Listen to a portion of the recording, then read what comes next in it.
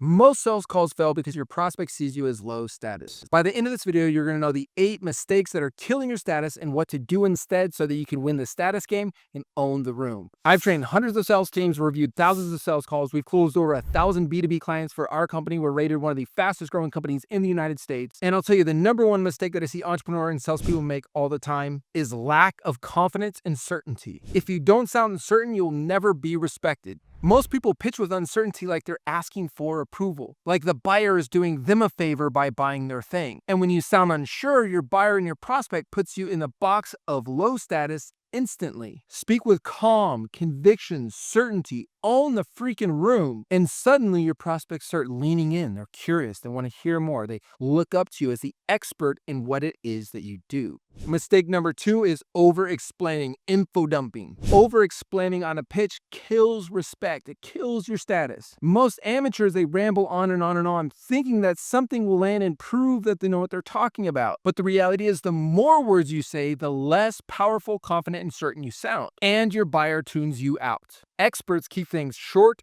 simple, and clear so that they land with impact. And remember this, simplicity signals mastery. Mistake number 3 is trying to be liked. Trying to be liked makes prospects and buyers lose respect for you. Most people will smile and nod and they don't want to reject you because you're so nice and you're nice, man. I can't tell them no. But when you chase and you're seeking approval, you're signaling I'm low status, and people don't want to follow a low status person. Stop trying to be liked. Focus on leading and you will earn respect automatically. Mistake number 4 is reacting versus responding. If you're reacting on sales calls versus responding, your deals are dead on arrival. Reacting comes from nervous energy, like you're trying to just respond to everything they say and you don't want to mess up and you want to get this deal and they say this and you, oh. Responding comes from confidence, it comes from certainty, it comes from knowing I've solved this problem 1,000 times before and this is not the first time I've had this conversation. Pause before you answer. Be comfortable in silence. Don't get ruffled up when they give an objection,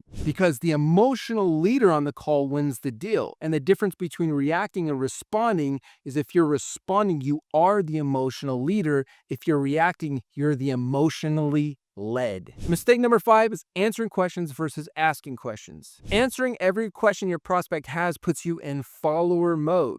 Most entrepreneurs and salespeople fall in the trap of responding to Q&A from the prospect, where the buyer leads the call and the salesperson reacts. Remember, the one answering the questions is the one following. The one asking the questions is the one leading the call. Asking the right question allows you to not just lead the call, that allows you to control the framing, that allows you to control the direction, and ultimately lead to the path of a closed deal. Mistake number 6 is not being willing to ask tough questions. And the reality is tough questions are not that tough once you get used to asking them. If you don't ask tough questions on a sales call, they will not respect you. Most people like to ask comfortable, easy questions. I don't want to push it too much. I don't want to scare them off. I don't want to offend them. But in life, think about it. Who are the people that are closest to you? I want you to think of the people that love you the most. Those are the people that are willing to push and ask the toughest questions in your life. So when you are willing to ask tough questions in a sales environment, it signals to the person on a subconscious level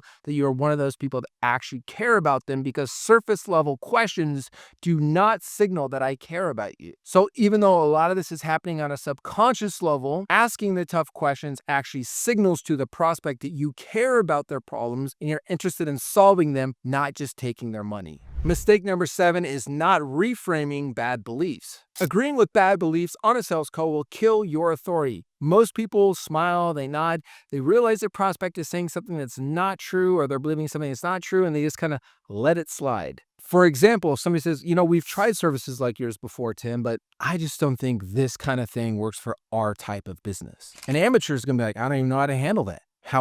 But that's flawed thinking. But if I know that I've been able to help other companies like theirs, I know that they have wrong beliefs. And if I want to reframe that, it's as simple as this. John, that's interesting. So where did you come up with that idea that it wouldn't work for your industry? Let them kind of walk me through their thinking, and then I can challenge, well, hey, John, we work with a lot of agencies that are about your size, some that are a lot bigger. And all of them are using this strategy with pretty good success. What do you think's kept you from figuring out how to use this strategy for your company? That's a simple way to reframe any bad belief. So reframing a belief is as simple as asking where they got the belief from, showing them that others like them actually have had success with our strategy, and number 3, asking them what's kept them from having success. That gets them to lean in, tell me, now they're looking at me like, I don't know why I haven't been able to do it. Maybe I should hire you to help. That's going to get them to lean in like, I don't know why. Can you tell me? Now you're positioned as the expert. Mistake number 8 is avoiding silence. Silence in sales is a secret weapon. Silence makes most people squirm. And so amateurs try to fill every gap of silence with nervous chatter. But when you fear silence, you signal weakness. Expert salespeople, expert speakers, expert orators, they use silence as a tool. Ask a question, then wait. Make a statement, and then wait. The more comfortable you become with silence, the more respect you command. Once you have respect and status, now that you know how to own the room, you have the status, you have the respect, the next most important tool is social proof.